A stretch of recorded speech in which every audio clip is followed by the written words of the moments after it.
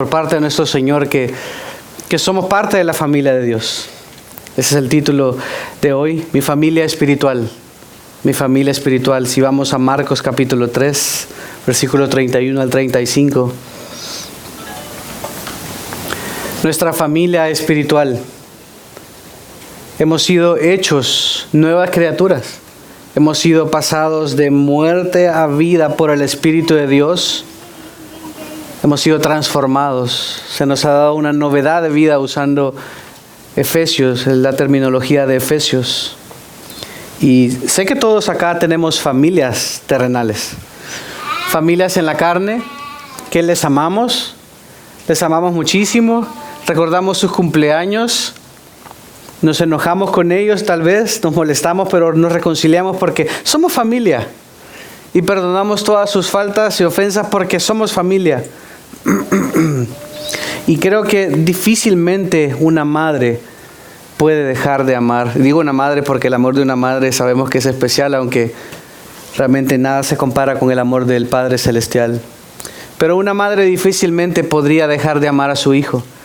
No hay nada que un hijo podría hacer que lo dejáramos de amar.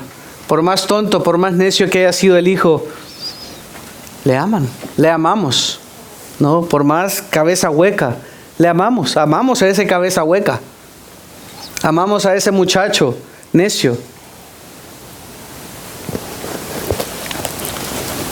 Y la familia terrenal que muchos de nosotros acá no la tenemos tan cerca como quisiéramos, es importante y lo es. Y para Jesús lo fue también. Y para nosotros debe serlo y debemos honrarles. Debemos servirles, debemos compartirles a Cristo. Pero realmente el lazo de unión de la familia espiritual, una vez somos adoptados en la familia de Dios, debería ser mucho más fuerte que cualquier lazo terrenal. Y por muy atragantador que esta verdad podría sonar, la realidad es que la familia espiritual, la familia de la fe, como veremos en el texto, como lo vemos una y otra vez en la palabra de Dios, el lazo es mucho más fuerte que el lazo de sangre, porque hemos sido comprados por precio, hemos sido injertados en el organismo llamado iglesia, que somos un cuerpo. El cuerpo no se separa, no podemos separar nuestro cuerpo, no debemos funcionar separados. Una persona no debe funcionar sin un brazo, pero hay personas que les toca funcionar sin un brazo, porque así lo ha querido el Señor. De igual manera, el cuerpo que el Señor nos ha dado, el cuerpo de la iglesia, debe permanecer junta, haciendo lo que cada uno el Señor le ha llamado a hacer. Y esa unión es mucho más especial, mucho más duradera, es para siempre que cualquier unión familiar. Pero hay cristianos que a menudo viven amando mucho a su familia terrenal, invirtiendo tiempo con su familia terrenal, compartiendo tiempo con su familia terrenal, pero cero, nada o muy poco pasando tiempo con la familia que verdaderamente es más importante. Eso no quiere decir que no me va a importar mi familia terrenal, que no me va a importar la familia según la carne. No, este no es el punto, como tampoco fue el punto de Jesús al decir lo que dijo, ni mucho menos. Estaba tratando de comunicar una verdad espiritual. Pero lo cierto es que la familia de la fe, con una misma mente, con una misma manera de pensar, en un mismo sentir, unidos por la sangre de Cristo, no por un lazo terrenal que eventualmente va a terminar, es mucho más especial. Por eso es que un familiar, un hijo, una mamá, un tío, un sobrino creyente es mucho más especial, porque hay una doble conexión. Hay una conexión terrenal, hay una conexión en la carne, pero también hay una conexión espiritual. Y si vamos a Marcos capítulo 3, versículo 31, como el Espíritu de Dios hizo que Marcos escribiese esto. Estuvimos viendo un pasaje difícil las últimas 2 veces que tocamos esto y hablamos de un sándwich.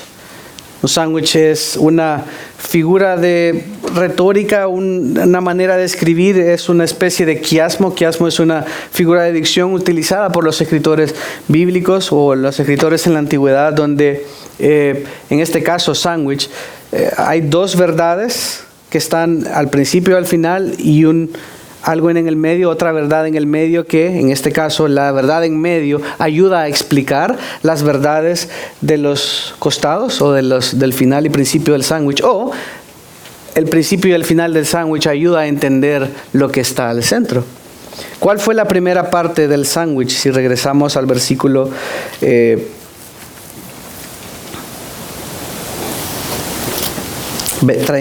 20.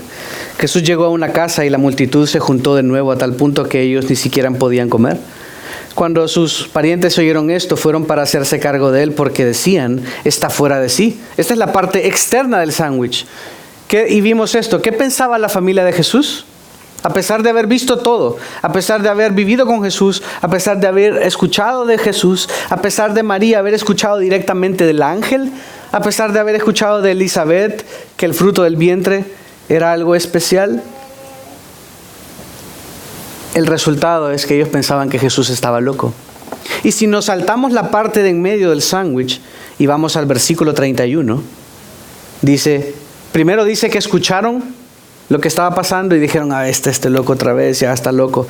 ¿Qué pasó en el versículo 31? Entonces llegaron su madre y sus hermanos y quedándose afuera mandaron a llamar a Jesús.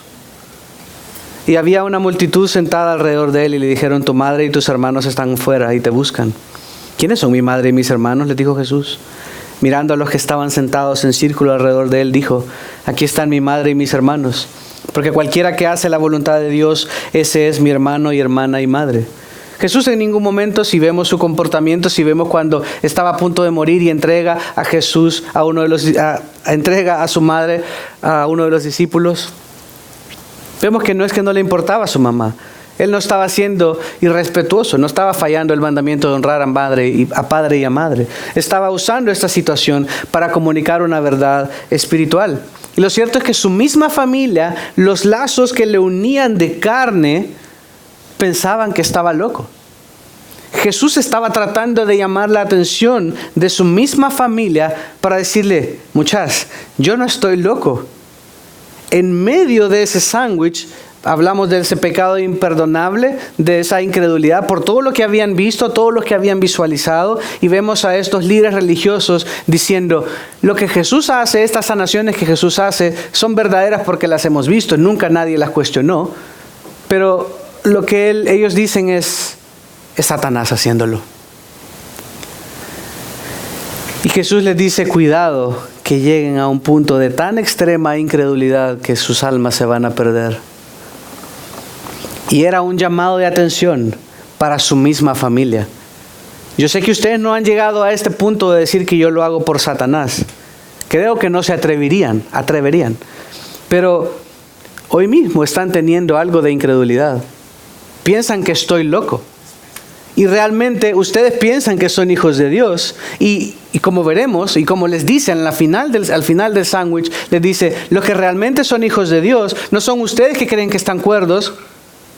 Soy yo porque soy Dios, soy el Hijo de Dios. No son estos que a continuación voy a hablar en medio del sándwich para ilustrar al punto al que podrían llegar, sino son aquellos todos que están sentados alrededor mío como discípulos, escuchando y poniendo en práctica la verdad. Marcos está haciendo uso de este formato retórico para comunicar una verdad. Está tratando de sacudir al lector, está tratando de comunicarnos. Cuidado con llegar a un punto de incredulidad. Primero que nada, Él era Dios, Él era el Mesías, el Hijo de Dios. Y Él deja claro las prioridades. Él deja claro que la familia espiritual era más importante que la familia terrenal. De nuevo, queda claro que no es que no importe la otra. Pero hay una conexión especial, hay una conexión sin igual. Está diciéndole a los líderes religiosos inclusive, ustedes son los que gobiernan, los que lideran sobre el pueblo, los que deberían ser los primeros en arrepentirse, pedir perdón y llevarlos hacia Dios. Y yo acá lo que veo es pura incredulidad. Pero miren, mi misma familia que debería creer en mí, dice que estoy loco. Y Jesús les dice, yo lo que veo claro es que los que están acá verdaderamente poniendo atención, los que están sentados a mis pies, los que están bebiendo de la fuente de vida eterna, son la verdadera familia de Dios. Y de hecho, ni siquiera para los líderes religiosos era una nota condenatoria hasta este punto.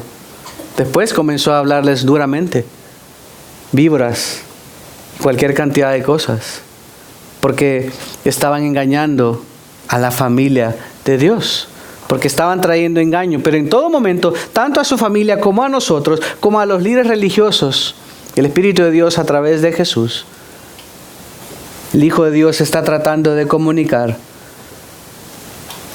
que el que es hijo de Dios hace la voluntad de Dios su Padre. Que el que hace que el Hijo de Dios se sienta a los pies del Maestro Jesús, escucha y quiere obedecer. Se sienta pacientemente, no está en la periferia, no está sentado como un líder religioso juzgando a ver qué va a decir, porque así es que estaban ellos, sino que están ahí sentados con lápiz y papel, absorbiendo todo. ¿Recuerdan cuando dice que María atesoraba todas estas cosas en su corazón? Todo lo que Jesús pasó y vivió. ¿Dónde está esa María? ¿Qué le pasó a María? Y María me volvió a ver. ¿Dónde está esa María? Se le había olvidado. Estaba yéndose al lado de la incredulidad, dejándose llevar por la opinión popular y teniendo que estar tal vez a los pies del Mesías, que era su propio hijo, sí, escuchando, aprendiendo y poniendo en práctica. Estaba afuera, lejos, tanto que ni siquiera podía alcanzarle. Estaba tan lejos María que no podía llegar a él. La familia de Jesús pensaba, la familia de sangre pensaba que estaba loco y llegaron a traerle. Esa es la parte externa del sándwich. En medio vemos una incredulidad última, la incredulidad peligrosa que Jesús está tratando de advertir. Hubo críticas hacia él. Y al final, lo que veremos ahora, la última parte del sándwich, vemos a la familia espiritual, que es la que hace la voluntad de Dios. Pero vamos a ver, esto lo voy a decir al final, también hay una conexión en este texto, hay una intencionalidad en cómo Marcos escribe lo que escribe que me parece fascinante. Pero vayamos al versículo 31. Entonces llegaron su madre y sus hermanos. Es decir, que no estaban ahí. Y la conexión, esto no es aislado, vimos en el versículo 20 que dice, cuando sus parientes oyeron esto, fueron para hacerse cargo de él. Y vimos hace 3 domingos que hacerse cargo de él era una palabra bastante agresiva. No era solo para tranquilo, tranquilo, sino básicamente tenía que ver o se usaba para amarrar a alguien que estaba loco de remate. No era algo pasivo, era algo activo, porque este hombre se nos volvió loco y hay que amarrarlo. Entonces dice que llegan su madre y sus hermanos. Jesús había estado hablando esto, sabía que la familia pensaba esto. Finalmente llegan su madre y sus hermanos y quedándose afuera mandaron a llamar a Jesús. Miren Lucas capítulo 8, no pierdan Marcos. Lucas nos da otro texto, otro contexto. Lucas 8:19.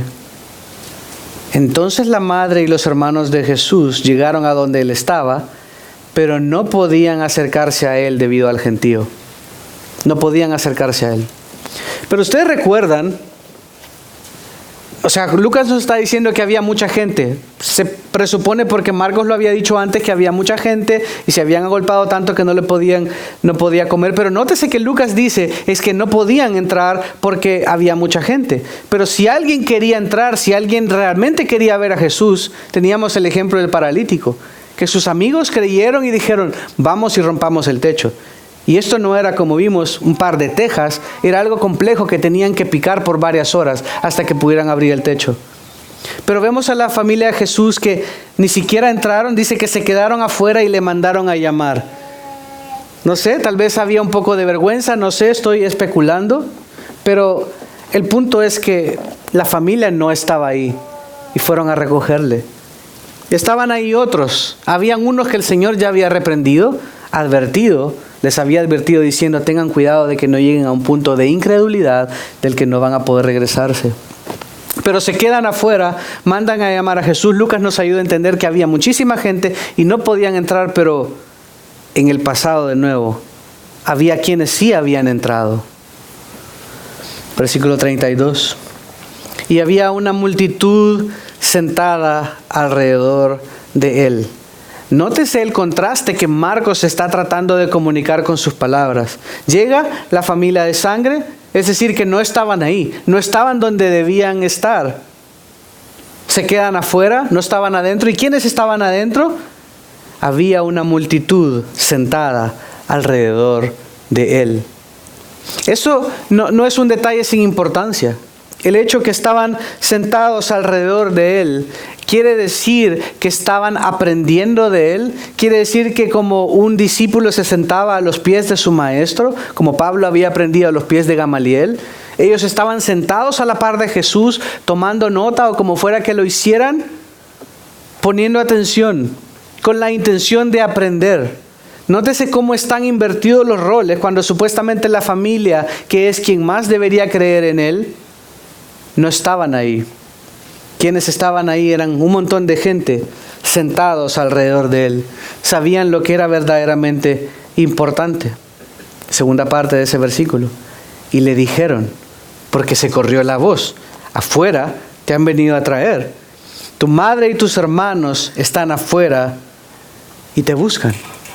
Ellos tenían claro que eran la familia de Jesús y le querían decir, le interrumpieron, perdona rabí, perdona maestro, pero tu familia está ahí, te busca. Jesús sabía lo que habían dicho y Jesús responde a la multitud, ¿quiénes son mi madre?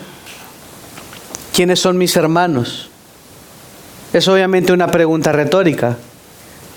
Una pregunta retórica es una pregunta que se hace sin la intención de escuchar una respuesta. Y se usa al dar clase para ejemplificar un punto. Se usa para reflexionar y no necesariamente está esperando una respuesta, ¿no? Pregunta retórica. ¿Quiénes son mi padre y mis hermanos? Les dice, porque en este momento quería sacudir los cimientos de lo que estaba pasando. Estaba tratando de explicar lo que estaba pasando en este recurso didáctico que se llama quiasmo, en este sándwich de 3 partes. Ellos pensaban, la familia de él pensaba que estaba loco. Y él viene y como una bofetada en la cara dice, ¿quiénes son mi familia? ¿Quiénes son mi madre y mis hermanos? Y todos me imagino que pensaron, pues los que están afuera, ¿no? Como te acabamos de decir. Pero Jesús estaba yendo a un punto. Versículo 34. Mirando a los que estaban sentados en círculo alrededor de él. Nótese Marcos cómo está tratando de agregar trama a lo que está diciendo. Porque no simplemente dice lo que tiene que decir. Como un buen narrador, ya había dicho, versículo 32 dice, había una multitud sentada alrededor de él. Luego hace la pregunta retórica. Y luego Marcos agrega tensión, agrega drama. Y dice versículo 34, mirando a los que estaban sentados en círculo alrededor de él. La intencionalidad de Jesús de verlos a los ojos. Estaba tratando de llamar su atención. Estaba tratando de comunicar un mensaje espiritual a ellos. Les mira. Mira a esa multitud que estaba con él, escuchando, aprendiendo, bebiendo, poniendo en práctica, deseando estar con Jesús, y ve a su familia espiritual pensando que, su familia terrenal, que pensaba que estaba loco, que no estaba ahí, que estaba afuera y que le mandaban a llamar en lugar de venir ellos directamente. Alguien podría decir, no, pero es que está lleno. Pero mi argumento es, ya había pasado, que el que quiso entrar, entró. Y si la mamá está preocupada por el hijo, ¿ustedes creen que una mamá loba, una mamá osa, como a veces llamamos a las mamás que son una mamá leona, no se mete hasta la cocina a sacar al hijo? Ay, véngase, se mete. Pero se quedó afuera, en la periferia. Y Jesús es como que en ese momento reflexiona, hace una pregunta retórica, les vuelve a ver a todos a los ojos y les dice, ¿quién es mi madre? ¿Quiénes son mis hermanos? Los mira, todos en círculo alrededor de él. Mateo nos ayuda a entender otro aspecto. Mateo 12, 49. Mateo 12:49.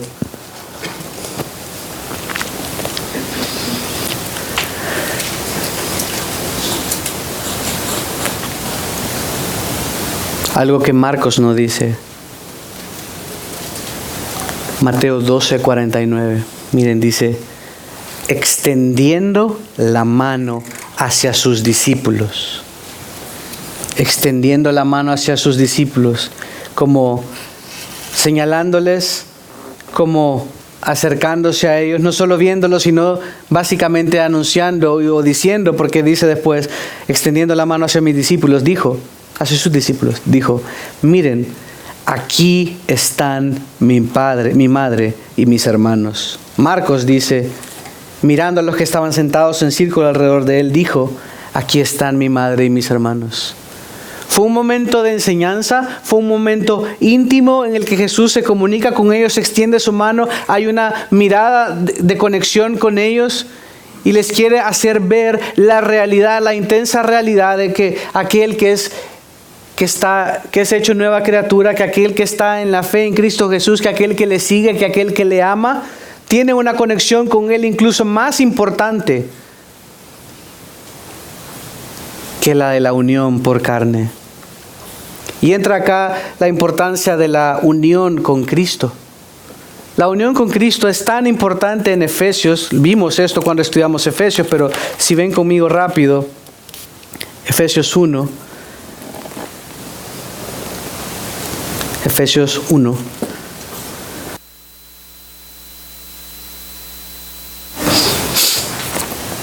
Si vemos solo el versículo 13 al 14, a ver cuántos encontramos. Bueno, desde el 2 dice, a los santos que están en Éfeso 1 y que son fieles en Cristo Jesús. Esto es la doctrina de la unión con Cristo, de la unión que nosotros tenemos con Cristo. Nótese que dice que son fieles en Cristo Jesús, versículo 3. Bendito sea el Dios y Padre de nuestro Señor Jesucristo, que nos ha bendecido con toda bendición espiritual en los lugares celestiales en Cristo. Porque Dios nos escogió en Cristo antes de la fundación del mundo, para que fuésemos santos y sin mancha delante de Él. En amor nos predestinó para adopción como hijos para sí, mediante Jesucristo, conforme a la buena intención de su voluntad, para alabanza de la gloria de su gracia, que gratuitamente ha impartido sobre nosotros en el amado. Versículo 7. En Él, de nuevo, en Él, en Cristo, tenemos redención mediante su sangre, el perdón de nuestros pecados según las riquezas de su gracia que ha hecho abundar para con nosotros. En toda sabiduría y discernimiento nos dio a conocer el misterio de su voluntad, según la buena intención que se propuso en Cristo. Versículo 10. Con miras a una buena administración en el cumplimiento de los tiempos, es decir, reunir todas las cosas, sí, en Cristo, tanto las que están en los cielos como las que están en la tierra. Versículo 11, también en Él, sí, en Cristo, hemos obtenido herencia, habiendo sido predestinados según el propósito de aquel que obra todas las cosas según el consejo de su voluntad, a fin de que nosotros que fuimos los primeros en esperar, en Cristo, seamos para alabanza de su gloria. 13, en Él también, sí, en Cristo, ustedes, después de escuchar el mensaje de la verdad, del evangelio de su salvación, y habiendo creído, fueron sellados en Él, en el Espíritu Santo de la promesa, que nos es dado como garantía de nuestra herencia, para alabanza de su gloria. La unión con Cristo, esa unión que solo tenemos en Cristo, delante de Dios. Nuestras vidas están escondidas con Cristo en Dios. Es solo porque estoy identificado en Él. Es porque solo tengo sus vestiduras reales.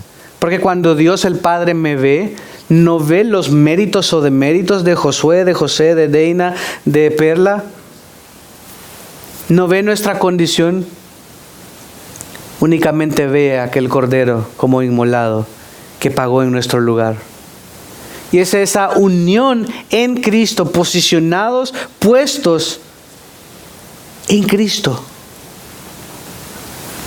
que es la razón por la que Jesús puede decir, aquí están mis hermanos y mis hermanas. Porque el Padre nos ha adoptado en Cristo por los méritos de Cristo, para hacer la obra de Cristo. Su Espíritu nos une a Él. Recuerdan que cantamos este canto y lo cantamos el domingo pasado, el domingo en la tarde. Unido a Él no moriré, pues con su sangre me compró. Habla de esa unión en Cristo, esa unión que tenemos, que estoy posicionado en Él, y porque estoy posicionado en Él, parado en la roca, nada me puede mover, porque estoy parado en la roca inconmovible de los siglos, porque Él y yo somos uno debido a los méritos de Él. Y por eso soy y somos de la familia de Dios. Por eso mi familia espiritual es tan importante, porque compartimos esta misma ciudadanía, compartimos esta misma unión. Cristo en nosotros es la esperanza de gloria. Cristo, que es la cabeza de la iglesia. Esta iglesia que cada uno de nosotros somos miembros. Jesús lo está reconociendo. Todos aquellos que están acá escuchándome, todos aquellos que están acá poniendo en práctica las palabras de Dios, todos aquellos que están acá con corazones sinceros escuchando a Jesús, al Mesías, son mis hermanos, son mi madre, son mi familia, está diciendo Jesús. No esos líderes religiosos que están acusándome de hacer esto por el poder de Satanás. No mi misma familia que está pensando que soy loco. Jesús dio una prueba irrefutable a continuación de quiénes eran sus hermanos. Mirando a los que estaban sentados en círculo alrededor de Él, dijo: aquí están mi madre y mis hermanos. Y continúa, versículo 35. Porque cualquiera que hace la voluntad de Dios, cualquiera que hace la voluntad de Dios, ese es mi hermano y hermana y madre. Jesús no estaba siendo irrespetuoso con María ni con sus hermanos. Estaba ilustrando una verdad espiritual a todo el que oía. Lucas 8:21 dice: pero Él le respondió: mi madre y mis hermanos son estos que oyen la palabra de Dios y la hacen. Está extendiendo la mano, señalándoles, acercándose a ellos, haciendo contacto visual, y dice: son estos, son ustedes que oyen la palabra de Dios y la hacen. Son ustedes que están acá bebiendo de la palabra de Dios y queriendo obedecer, obedeciéndola activamente, buscando al Señor, dando fruto. Aquellos que reconocen que estamos unidos en Cristo. Jesús está ilustrando lo que Pablo tiempo después explicaría en las epístolas acerca de la unión en Cristo. Él sabía que ahí había muchos que verdaderamente estaban deseando ser parte de la familia de Dios. Había otros que ya eran parte de la familia de Dios. Habían otros que decían ser parte de la familia de Dios, pero que realmente estaban a punto de ir al infierno. Y habían otros que simplemente pensaban que estaba loquito. Y Jesús está tratando de hacerles ver de su error. Aquel que es mi hermano, aquel que es mi madre, aquel que es mi familia, dice Jesús, es aquel que escucha la palabra de Dios y la hace. Marcos dice, o señala nada más el que la hace, pero el que la escucha, el que la hace, el que está ahí escuchando, el que está a los pies del Maestro. Y les dije que había algo interesante acá. Y quiero que tomen sus Biblias y lo vean conmigo para que no se pierdan. Pero hay diferentes tipos de quiasmos o estas figuras retóricas. Vimos este grande que es un sándwich, que hay una verdad, otra verdad, otra verdad. Las dos de las orillas eran el punto que Jesús estaba tratando de hacer. El de en medio ayuda a explicar lo que estaba pasando, pero también las orillas ayudan a explicar lo que está pasando en el medio. Pero también del versículo 31 al 35 hay otro mini quiasmo. El primero es versículo 31, mírenlo conmigo. Entonces llegaron su madre y sus hermanos. ¿Qué está pasando ahí? ¿Cómo lo resumimos? Bueno, que su familia de sangre no estaba ahí y llegaron. ¿Cuál es la contraparte de esto? Final del versículo 35. Porque cualquiera que hace la voluntad de Dios, ese es mi hermano y hermana y madre. Esto, Marcos lo que está haciendo es explicar o aparear estas verdades para llegar a un punto central que generalmente va a estar en el medio, el meollo, eso así funciona, el quiasmo. En el medio vamos a ver el meollo de lo que está tratando de comunicar, que se explica por todas estas partes. Entonces, el principio del versículo 31, llegaron su madre y sus hermanos. Final del versículo 35, cualquiera que hace la voluntad de Dios, este es mi hermano y hermana y madre. Vemos que está diciendo, estos que llegaron no necesariamente son mi familia. Mi familia son los que hacen la voluntad de Dios. Con eso como extremo, olvídenlo por un ratito, y vamos a la segunda mitad del versículo 31 para ver el segundo componente. De nuevo, solo para repetir. Primero vimos que la familia llegó, y al final vemos que la familia espiritual es el que hace la voluntad de Dios. La familia terrenal no estaba haciendo la voluntad de Dios, no creía en Dios. Pero al final, Marcos nos está diciendo, es aquel que hace la voluntad de Dios el que es mi familia. 31b, y quedándose afuera, mandaron a llamar a Jesús. Hay una correspondencia también al final. Quedándose afuera, mandaron a llamar a Jesús. Vemos a la familia de sangre, no solo llegando, pero se quedaron afuera. ¿Cuál es la contraparte al final? Miren en la segunda parte del versículo 34. Dijo, aquí están mi madre y mis hermanos. Está poniendo en contraposición porque al principio dice que su familia de la sangre ni siquiera entraron. Y vemos al final del versículo 34 que la familia espiritual ya estaba adentro. ¿Van notando cómo el mismo texto nos está respondiendo y nos está llevando a un punto? Nos va a llevar realmente a una pregunta que se va a responder por estas capas. Déjenlo ahí. Familia de la sangre llegó, familia espiritual hace la voluntad de Dios. La siguiente capa, familia de la sangre se quedó fuera, la familia de la sangre estaba dentro. Ahora sigamos una más. Versículo 32. Y había una multitud sentada alrededor de él. Ilustra quiénes eran la familia espiritual. No solo estaban adentro, sino que estaban sentados alrededor de él. ¿Cuál es la contraparte? La otra parte, todas tienen una capa, un principio y final de la capa. Versículo 34. Mirando a los que estaban sentados en círculo alrededor de él. De nuevo, se ve una multitud sentada. Primero solo dice el narrador que estaban sentados, y la contrapartida es que Jesús les ve que estaban sentados. ¿Qué está comunicando ahí? Bueno, está ilustrando cómo se ve la familia espiritual. Aquí no hay contraste. ¿Vieron que en las dos capas anteriores había contraste? Familia terrenal llegó porque no estaban ahí. La familia espiritual estaba haciendo la voluntad de Dios. La siguiente, la familia terrenal se queda afuera. La familia espiritual estaba adentro. Seguimos más adentro. Ilustra qué estaba haciendo la familia espiritual. Primero, observado o comentado por el narrador Marcos, estaba en círculo aprendiendo y sentados a los pies del maestro. Y luego sale Jesús viéndolos él mismo, conectando, a punto de decirles la verdad. ¿Y cuál es el centro de este quiasmo? La segunda parte del versículo 32 y 33. Y le dijeron, tu madre y tus hermanos están fuera y te buscan. Y Jesús hace la pregunta, ¿quiénes son mi madre y mis hermanos? Ese es el centro. Ese es lo que el texto está preguntando. Y lo que el texto está preguntando está dejándonos ver quién es la verdadera familia de Dios. ¿Quién es? Si vamos al revés, solo para ilustrarlo y no perderlos, estamos ahí, mitad del versículo 32 y 33. Le dijeron, ¿quién es la multitud? Tu madre y tus hermanos están fuera y te buscan. ¿Quiénes son mi madre y mis hermanos? Les dijo Jesús. La pregunta ahí, si solo es eso, lo que tenemos en el texto es, ¿quién es la verdadera familia de Dios? Sigamos avanzando hacia afuera. Versículo 32.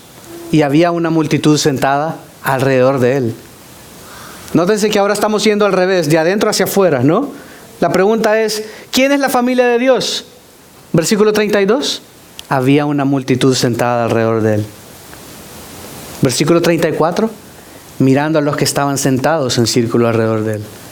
Nótese cómo el texto, yendo de adentro hacia afuera, nos está diciendo, ¿quién es la familia de Dios? Los que están sentados alrededor de Él. Sigamos la capa de afuera. Quedándose afuera, ¿quién es la familia de Jesús? Mandaron a llamar a Jesús. ¿Pero estos no estaban adentro? No, estaban afuera. Entonces no son de la familia de Dios. Versículo 34, la segunda parte. Dijo, aquí están mi madre y mis hermanos. Jesús está diciendo, los que están aquí adentro, los que están sentados alrededor mío aprendiendo, no los que están afuera, son los que son mi familia. Y luego la última capa. Llegaron su madre y sus hermanos. No estaban ahí. Final del versículo 34. Cualquiera que hace la voluntad de Dios, ese es mi hermano y hermana y madre.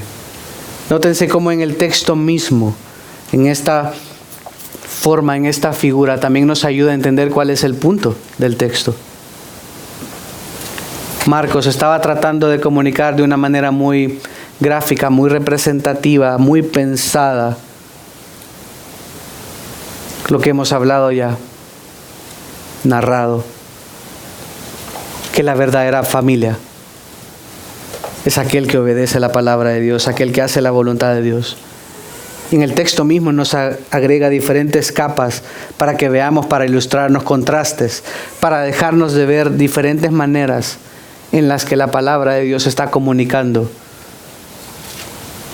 que su madre y sus hermanos en ese momento no estaban actuando como si fueran de la familia de Dios. Y lo cierto es que esto dio fruto, porque María y sus hermanos después creyeron y fueron usados por Dios. Y el hecho que Jesús les sacudiera sirvió para que no llegaran a ese punto de incredulidad. No sabemos inclusive si los líderes religiosos, algunos de ellos se arrepintieron de haber entregado a Jesús, de todo lo que hicieron, de conspirar en su contra. El texto bíblico no nos lo menciona. Jesús estaba advirtiéndoles que iban a llegar a un punto de incredulidad del cual no podrían regresar más. Y tal vez algunos regresaron, no sé, como Nicodemo, que era líder religioso también. No así Judas, que también escuchó eso y no creyó y entregó a Jesús. Efesios 6, versículo 6, para ver unos puntos de aplicación. Espero no haberlos confundido. Nada más estoy tratándoles de ver, enseñar o mostrar la riqueza del texto bíblico como el texto bíblico mismo. No solo son palabras. Marcos está realmente tratando de comunicarnos, incluso en la manera en cómo escribió, emparejando opuestos para ilustrar el punto central, para responder que el que es la familia de Dios es el que obedece, es el que está ahí, es el que está a los pies del maestro tratando de obedecer, y no necesariamente era aquellos que estaban afuera, aquellos que no le conocían, aquellos que pensaban que estaba loco. Pero ya que hemos dicho que todo aquel que hace la voluntad de Dios, ese es de la familia de Dios, vamos a esos textos para ayudarnos a entender, discernir y poner en práctica. Efesios 6, versículo 6. Dice, versículo 5, siervos obedezcan a sus amos en la tierra, con temor y temblor, con la sinceridad de su corazón como a Cristo, no para ser vistos como los que quieren agradar a los hombres, sino como siervos de Cristo, haciendo de corazón la voluntad de Dios. Hermanos, y vamos a poder saber si nosotros somos hijos de Dios, si nosotros somos de la familia de Dios, si nosotros hacemos de corazón la voluntad de Dios, si hay un deseo genuino por obedecer la palabra de Dios. Y sé que cada quien está en diferentes etapas. Hay unos más maduros que tal vez batallan menos con la incredulidad y con la acusación, con el dedo acusador del enemigo. Y otros que están más jovencitos, más nuevos, más bebés en la fe y batallan y las patitas les tiemblan todavía y se caen y se refugian y lloran.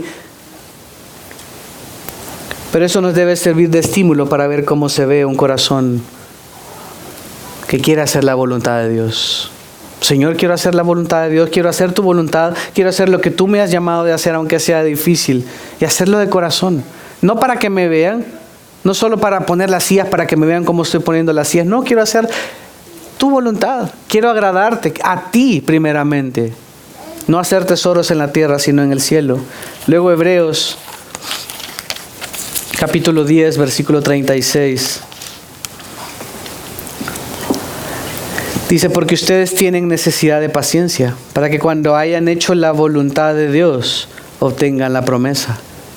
Hay promesa, hay bendición para aquel que hace la voluntad de Dios, para aquel que hace los mandamientos de Dios, para aquel que quiere vivir en la presencia de Dios, aprendiendo de Dios, comunicando las cosas de Dios, estimulándose al amor y las buenas obras, como el mismo Hebreos, autor de Hebreos, nos recuerda.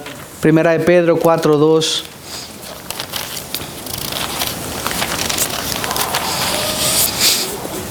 Para vivir el tiempo que le queda en la carne, ya no para las pasiones humanas, sino para la voluntad de Dios. Es decir, que aquel que es hijo de Dios, aquel que es de la familia de Dios, ya no vive para sus pasiones humanas. Y esto no quiere decir que nunca va a tener una pasión humana, que nunca va a caer. No, pero ya no vivimos para eso, ya no vivimos para satisfacer nuestros deseos de la carne, sino para agradar a Dios, para vivir para Dios, para que Él sea agradado por nuestra vida. Ya no lo hacemos para alcanzar, sino porque estamos unidos a Cristo. Queremos permanecer fieles, queremos ser fieles, queremos ser hallados fieles. Primera de Juan 2:17.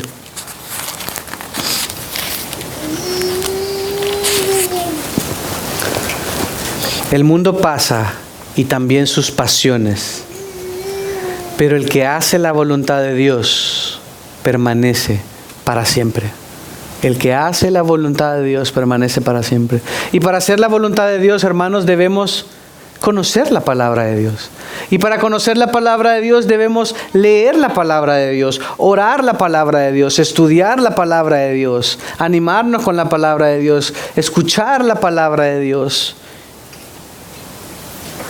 ¿Qué acerca de nuestra familia espiritual? Romanos 9:8.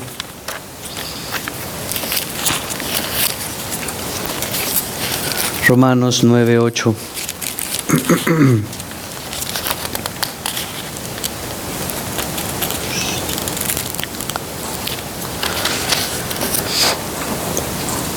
Esto es, no son los hijos de la carne los que son hijos de Dios, sino que los hijos de la promesa son considerados como descendientes. Pablo les estaba diciendo, no solo por ser Israel, Jesús es lo mismo que estaba diciéndoles, no solo por ser ustedes líderes religiosos, no solo por ser ustedes mamá y hermanos de Jesús, quiere decir que son de la familia de Dios. No es por abolengo, no es por ninguna otra cosa que por sus frutos. El que hace la voluntad de Dios. Miren Romanos 8, versículo 14 al 17. 8, 14 al 17. Porque todos los que son guiados por el Espíritu de Dios, los tales son hijos de Dios. De la misma manera que el Espíritu de Dios estaba en el Hijo de Dios, en Jesús, y hacía las cosas por el poder del Espíritu Santo, ese mismo Espíritu Santo está en nosotros. Está en nosotros. De nuevo 14. Los tales son de Dios, los que son guiados por el Espíritu de Dios. O eres guiado por el espíritu de Satanás, el espíritu de este mundo, o sos guiado por el Espíritu de Dios. Dice, ustedes no han recibido un espíritu de esclavitud para volver otra vez al temor, sino que han recibido un espíritu de adopción como hijos, por el cual clamamos, Abba, Padre. El Espíritu mismo da testimonio a nuestro espíritu de que somos hijos de Dios. El Espíritu de Dios dentro de nosotros debería dar testimonio de que en verdad somos hijos de Dios. Y es por eso que no debemos permitir que se contriste por mucho tiempo el Espíritu Santo dentro de nosotros. Y debemos de pedir perdón y debemos de estar seguros de estarnos alimentando, porque si no, esas acusaciones van a ser tan grandes que no nos van a dar certeza o seguridad de salvación, porque el pecado en nosotros estamos dejando que contriste y contriste y contriste cada día más al Espíritu de Dios en nosotros. Y estamos dejándonos ganar la batalla, estamos dejándonos poner esos pensamientos en nuestra mente de que no puedes, eres incapaz. Y lo que tenemos que hacer es venir a Él, pedir perdón, ponernos a cuentas con Él y decir, Abba Padre, que quiere decir papito. Capítulo 9, versículo 25 y 26. Como también dice en Oseas, a los que no eran mi pueblo, llamaré pueblo mío. Y a la que no era amada, amada mía. Sucederá que en el lugar donde se les dijo, ustedes no son mi pueblo, allí serán llamados hijos del Dios viviente.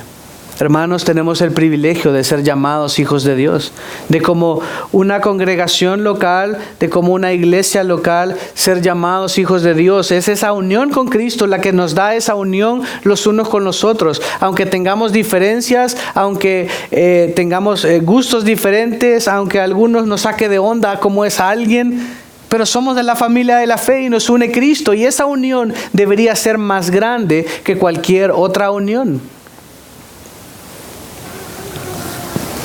Hermano, 2 preguntas y terminamos. ¿Estás haciendo la voluntad de Dios? ¿Estás caracterizándote por hacer la voluntad de Dios? Si nos transportáramos de repente para visualizarlo mejor, ¿estarías ahí a los pies del Maestro? Escuchando, dejando todo atrás.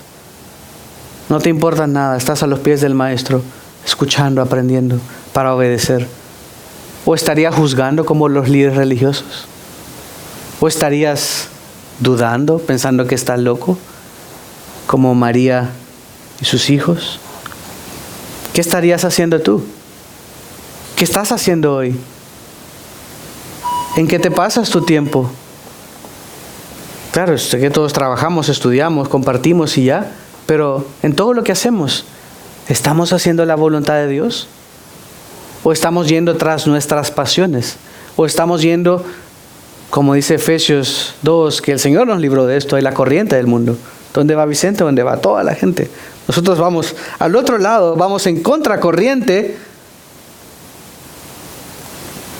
Número 2, estás amando a tu familia espiritual, estás atesorándoles, estás cuidándoles, estás preocupándote de ellos. ¿O acaso estás lastimándoles? ¿Estás abusando de ellos? Porque el Señor quiere que estemos juntos, que permanezcamos juntos, que nos cuidemos. Nos necesitamos, lo hemos hablado y siempre se los digo porque lo hacemos. Nos necesitamos. Debemos estar juntos. Debería ser tu familia espiritual la primera que sepa tus necesidades. Que sepa lo que estás pasando, que sepa por lo que estás batallando, porque te entendemos, porque deberíamos entenderte, aunque a veces no entendamos, porque el Señor nos manda a estar juntos, nos manda a cuidarnos. No te dejes no cuidar, déjate cuidar, déjate ser amado, déjate amar. Déjate recibir cariño. Aprovechemos las oportunidades naturales para compartir. Y hagamos de esto algo intencional, así como busca llamar a tu mamá, a tus hijos. Busca llamar a tus hermanos, animar a los que no están, a los que no vinieron, a los que se enfermaron, estar orando por ellos. No hay manera de crecer en el amor si no es pasando tiempo juntos, si no es compartiendo, si no es conociéndonos. Por eso salías con tu esposa en citas, ¿no? Por eso salen y conocerse y se comen unos camaroncitos y un pescadito y una carnita para conocerse y ver qué le gusta. Y no me gusta la risa, pero es la verdad que está guapa, pero no me gusta cómo se ríe. Y ahí después te pasa la risa, ya hasta te gusta la risa. Es ese tiempo de conocerse, de aprender más, aprender a amar, y aprendes a amar hasta lo que no te gusta. Eso es lo que debemos hacer. No todos somos monedita de oro, pues a más de algunos le caemos mal, seguro. Es normal. Pero el Señor nos manda a amarnos, a pesar de nuestras diferencias. Estar juntos. Porque eso también es una defensa para hacer la voluntad de Dios. Les invito a ponerse en pie y terminaremos cantando